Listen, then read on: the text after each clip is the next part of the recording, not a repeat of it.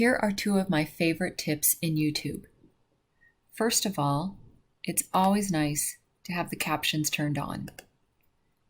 Better comprehension. The captions, though, might not be in the language that you need. If you click on the gear in the bottom right, the settings button, where it says subtitle/CC, mine says English. If I click it, I can choose auto translate. That way I can scroll down the list and find the language that might be better for me. Choose that language, and now the captions are translated. Another option you might not be aware of is you can adjust the speed of the video.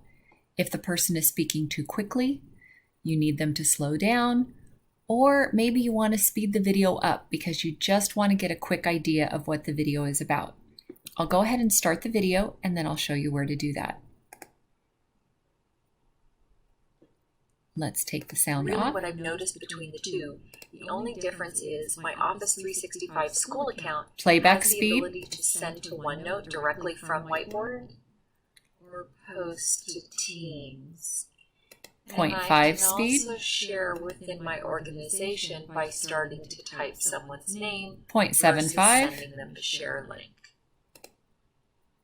On this screen, I see all the boards that I created. I can create a new whiteboard or go to one I worked on in the past. I'm going to click on Create New Whiteboard. If it opens for you in this area, you can simply click on the arrow in the top left corner where it says My Whiteboards to get to your list. Now I'll go ahead and mute that. So basically click the gear for settings, go to playback speed, and choose the setting that works best for you. I hope that helps.